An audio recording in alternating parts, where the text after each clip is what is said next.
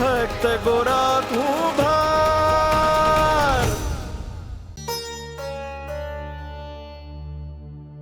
કેમ હજી સુધી કોઈ આરતીમાં આવ્યું નહીં? શું થયું હશે કે પછી ગામવાળાઓ આરતીનો સમય જ ચૂકી ગયા?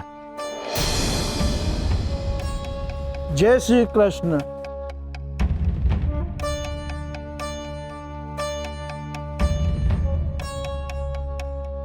કોઈ અંદર કેમ નથી આવતું?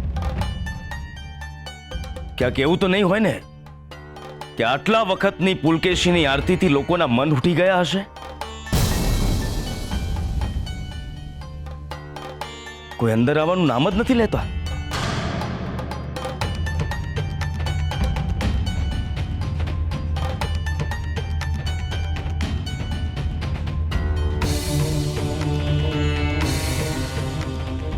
ભક્તજનો, સૂર્યોદય થઈ ગયો છે.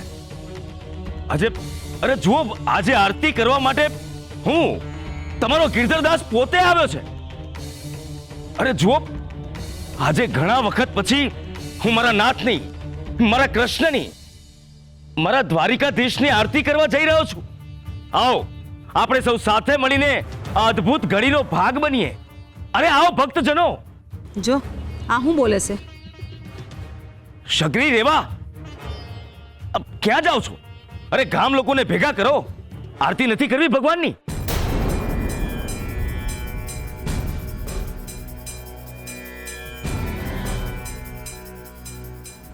જય શ્રી કૃષ્ણ. ઉભા રહો. ક્યાં જાઓ છો? હજી ભગવાનની આરતી બાકી છે. આરતી જો ભગવાનની પૂજા કરીએ ને તો પવિત્ર થઈ જઈએ, પણ તમારા જેવા પાપી પૂજારી ભગવાનની પૂજા અર્ચના કરે ને તો ભગવાન પણ અપડાઈ જાય. અમારે જીવતેજી પાપમાં નથી પડવું. હાલ રેવા, કારણ આપણે નરકમાં જવું પડશે. સાચી વાત છે. હાલ. શક્રી! અભણ અને અજ્ઞાની પ્રજા છે આ ગામવાળા. મારી સામે પડ્યા છે આ લોકો. મારી મને ગિરધરદાસને ટક્કર આપી રહ્યા છે.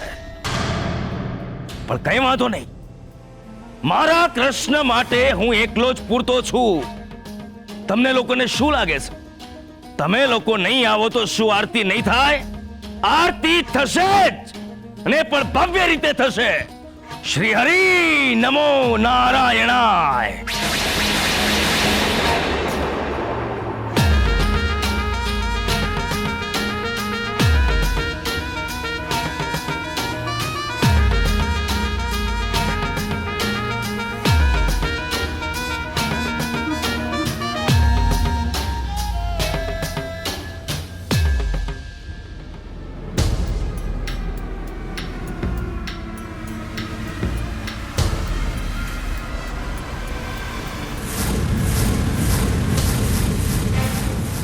હાથ હાથ હાથ હાથ હાથ હાથ હાથ હાથ હાથ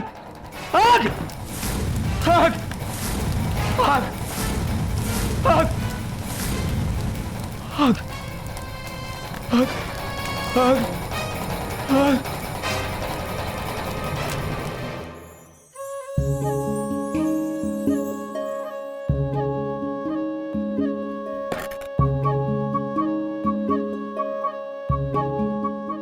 ખા ખા સુરા, આજે બહુ મજા આવશે. માના હાથનો સ્વાદ આવશે. રોટલું ખાતા જ ઉઠાશે જેમાં પાછી આવી ગઈ.